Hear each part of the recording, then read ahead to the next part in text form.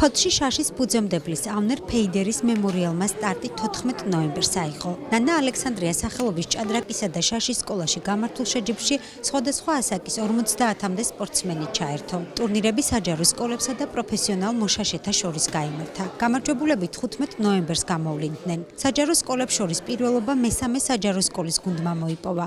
მეორე ადგილზე მეშვიდე საჯარო სკოლის გუნდი გავიდა, ხოლო მეორე საჯარო სკოლის გუნდი კი მესამე საპრიზო ადგილს დასჯერდა. რაც შეეხება პროფესიონალ მოშაშეთა შედეგებს, ბლიც ტურნირში გამარჯვება ეროვნულმა დიდოსტატმა ალექსანდრე გუბელიძე მოიპოვა. მეორე ადგილი ეროვნულ ოსტატს დავით შავგულიძეს ერგო. მესამე ადგილზე კი თამაზ ნაჭყებია გავიდა. ძალიან გაგიხარდა, რომ კიდევ ერთხელ ფოთელი მოშაშეები, ვეტერანები შევიკრიბეთ, ჩატარდა ტურნირი. ძალიან საინტერესო ჩატარდა ზღვაშორის ტურნირი. მე პირადად გავედი მესამე ადგილზე. მინდა ორიოდე სიტყვით თქვა შაშის შესახებ. შაში არის ძალიან უნიკალური სპორტი, გონების, განათლების და საერთოდ ინტელექტის განვითარებისათვის.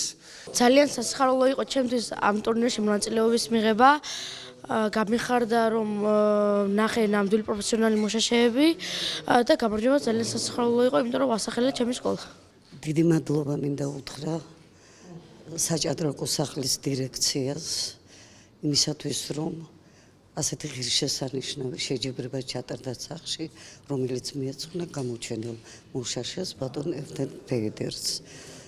ძალიან გახარებულები ვართ როგორც პედაგოგები, ასევე მოსწავლეებიც. სასურველია, რომ უფრო ხშირად ჩატარდეს ასეთი შეჯიბრებები. მოშაშეთა ტურნირში გამარჯვებულები თასებით, მედლებით, დიპლომებითა და ფულადი პრიზებით დაჯილდოვდნენ.